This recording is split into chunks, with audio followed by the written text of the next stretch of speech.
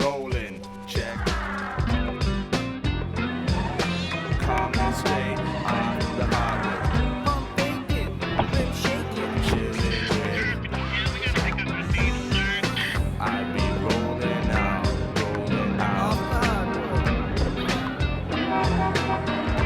off the hardwood, straight. This week on Off the Hardwood, Toronto Raptors forward Tracy Murray and Paul Jones visit the Royal Ontario Museum, where they check out the new Dinosaur exhibit, talk hoops, and hang out with some Raptors fans. Tracy Murray over the big save.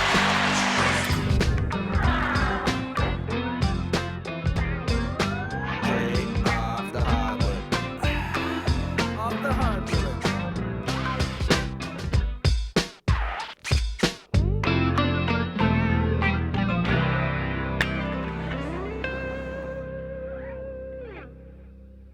This is Stegosaurus right here.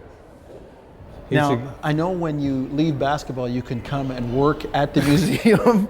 You can work at the museum in the dinosaur exhibit, although this part of the exhibit is actually, it actually belongs to the museum. It stays here. The other stuff will pack up and leave, but this stays here. How'd you know that was a Stegosaurus, man?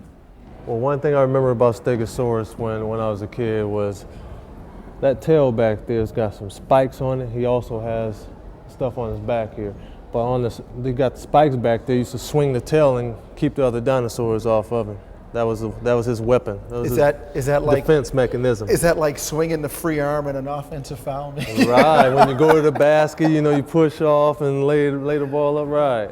Now, what a lot of people may not know is the Murray family has a couple of representatives in the NBA. Your cousin plays for an NBA team. Right, Lamont Murray plays for the Cleveland Cavaliers. He's my first cousin, he's my dad's brother's son. And he's always been very talented, and I knew someday that, he would make it and do very well in this league, and he's doing well. There are many rigors that go with the NBA and a schedule. Tracy, I know you like your music. What are you more partial to in terms of music? Well, I've always been an R&B guy. I listen to hip hop before games, listen to jazz to cool me off sometimes after the games. Multifaceted. I'm more or less, I can listen to pretty much anything. It depends on the mood, the mind frame of anything. I'm just a music lover.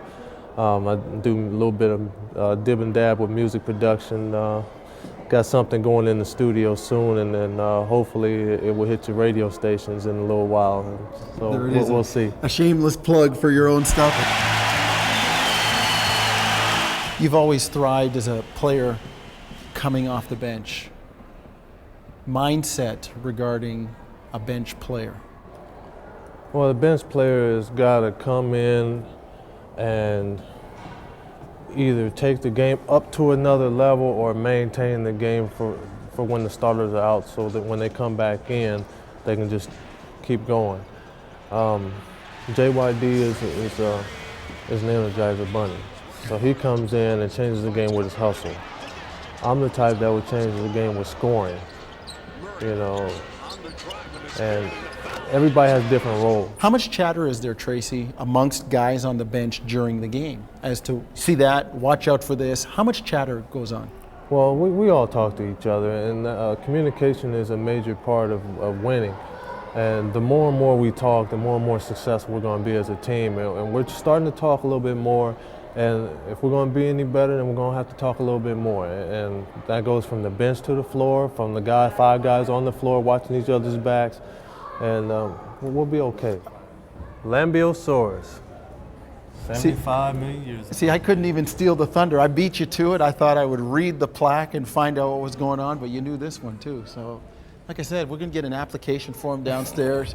You could fill it out. We'll get you a little part-time job here. I don't know. I think you can go there now.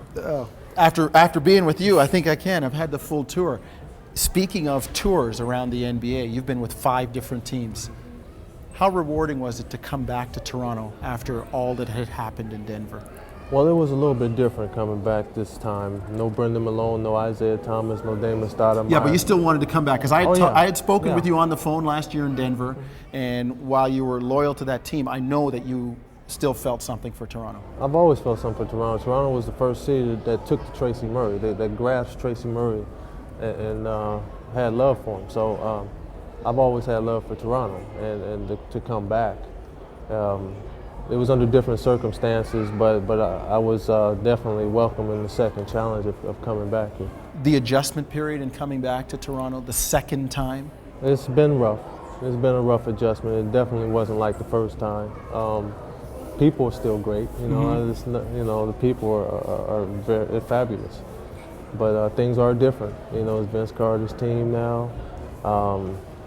As I say, them guys that were here then are not here now.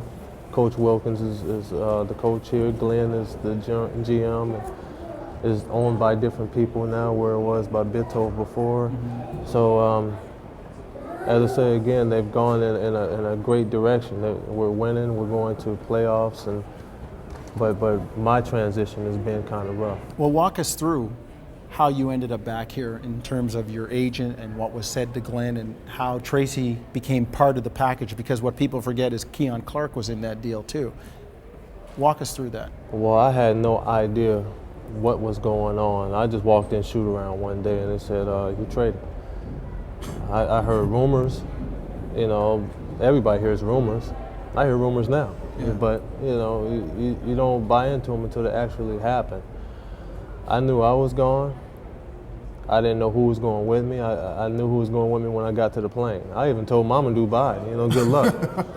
And here he was. He was on the ride with me, not actually on the plane, but I knew he was coming.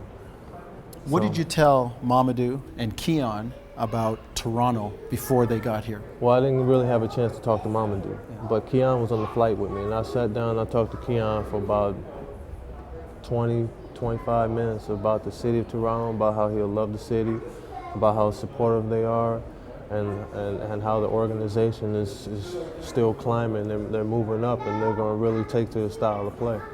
Well, that's it for this episode. And one thing I did learn was that you know your dinosaurs, Tracy Murray. Not only are you a dinosaur as a Raptor, man, you know your dinosaurs. I'm going to go down there and get you an application, because when you're done, you're going to have a part-time job here. I don't know. You better get yourself an application. You know a lot more about it now.